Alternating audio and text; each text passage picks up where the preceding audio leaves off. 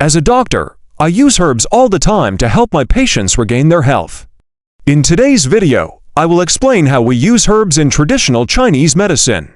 And if you stick around till the end, I will share with you 3 of the most common herbs used in Chinese medicine, so let's get into it. There are over 5,000 herbs in Chinese medicine, which is also called TCM or traditional Chinese medicine. For simplicity's sake, I will be referring to it as Chinese medicine for the rest of this video. Just like Western medicine, Chinese medicine uses herbs as a way to diagnose and treat different conditions. And just like Western medicine, there are different ways to prepare these herbs. Some are taken in raw form like turmeric, while others are processed or cooked before they are consumed. In Chinese medicine, herbs can be divided into 2 categories: crude drugs and processed drugs. Crude drugs are the natural forms of plants, such as roots, leaves, flowers, and fruits. These can be used as is, but many times these crude drugs are too bitter or too strong to be consumed. So then they are processed to make them easier to consume. This processing can be done through many different methods, such as drying, roasting, steaming, frying, or grinding. Once these processes are applied, these drugs are considered processed drugs. For example, in Chinese medicine, we use the dried and processed root of the rhubarb plant to treat many different conditions. This herb is called in Chinese, and in English, it is known as rhubarb. But when it comes from the plant, it is not called an herb, it is called a root. So in Chinese, it would be called the raw rhubarb root, or in English, it would be called the raw rhubarb. The processing of the rhubarb root makes it easier to consume and less bitter. So when we refer to the processed version, we call it an herb. Another example is sea buckthorn. In Chinese, it is called, and in English, it is known as sea buckthorn. This herb is mostly used for its fruit. The fruit has a lot of vitamins and nutrients that are good for your health. However, the fruit itself is very bitter, so it's hard to eat as is. So in Chinese medicine, we process the fruit by extracting the juice, and then we dry up the juice and turn it into a powder. Now this powder is much easier to take. We can mix it with water and drink it, or we can even add it to food without changing the flavor too much. To understand how Chinese medicine works, we first need to understand what Chinese medicine believes are the root causes of sickness. In Chinese medicine, the root cause of all sickness starts with a deficiency somewhere in the body.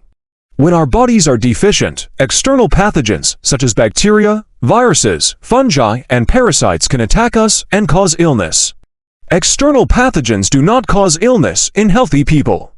Only those who have a deficiency somewhere in their body will get sick from these external pathogens. In Chinese medicine, we believe that the human body is made up of 3 parts: the body, the mind, and the spirit.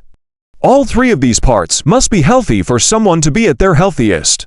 When one or more of these parts is not functioning properly, this is when a person can become sick. Chinese medicine treats the whole person, not just the symptoms of a disease. That is why we ask our patients many questions about their health, lifestyle, diet, sleep, work, and stress levels. All of this information helps us to determine where the root cause of the problem is. Sometimes this root cause can be found through examination as well. We look for signs of illness through observation of the tongue, checking the quality and quantity of the urine, taking the pulse, and asking the patient how they feel. Once we find the root cause of the illness, we then develop a treatment plan that addresses this issue. Many times the treatment includes herbs. Each herb has a certain function, and we combine them to create a formula that will bring balance back to the body. These formulas can have anywhere from 2 to over 10 different herbs in them. In some cases, only one herb is needed to restore balance. When treating a patient with Chinese medicine, we usually recommend lifestyle changes as well. These changes may include getting more sleep, exercising more, eating certain foods, or avoiding other foods. All of these tools work together to treat the root cause of the illness and restore balance to the body. Chinese medicine is very individualized. No 2 patients are exactly alike. Even if they have the same symptoms, their underlying root causes may be different. That is why we take a holistic approach and treat each patient individually. Now let's go over 3 of the most commonly used herbs in Chinese medicine. Number 1. Ginseng. Ginseng is probably the most popular herb in Chinese medicine. It can be used to treat a wide range of conditions because it helps to reduce the effects of stress. In Chinese medicine, we believe that stress can contribute to many different problems. By reducing the effects of stress, ginkgo helps to improve overall health. Ginkgo is also believed to improve brain function and increase energy levels. It can be taken in tea, tincture, or supplement form. The next herb is huangche. Huangche is known as Astragalus in English. This herb is used to strengthen the body's immune system.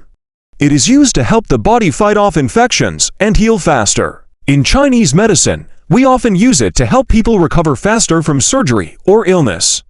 Huanghe can be taken in tea, tincture, or supplement form. And the third herb is chaihu. In English, it is known as bupleurum. It is one of the most commonly used herbs in Chinese medicine.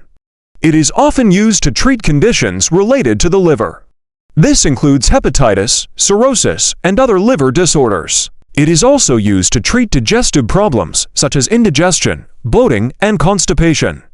Chaihu can be taken in tea, tincture, or supplement form. All three of these herbs are commonly used in Chinese medicine. They can be used to treat a wide range of conditions. Each herb has its own unique benefits. Together, they help to restore balance and promote healing. There are many other herbs that are used in Chinese medicine. These are just a few of the most popular ones. If you are interested in learning more about Chinese medicine and the many different herbs that are used, I encourage you to do some research. You can also speak with a qualified practitioner to learn more about how Chinese medicine can benefit you. As a doctor, I use herbs all the time to help my patients regain their health. I have seen firsthand the incredible benefits that they can provide. I am excited to share this knowledge with you so that you can use herbs to improve your own health and well-being. If you enjoyed this video, please give it a thumbs up and share it with your friends. If you are new here, subscribe to receive notifications of our next videos. As always, I wish you all the best in your health and life journey. Until next time, stay strong, my friend.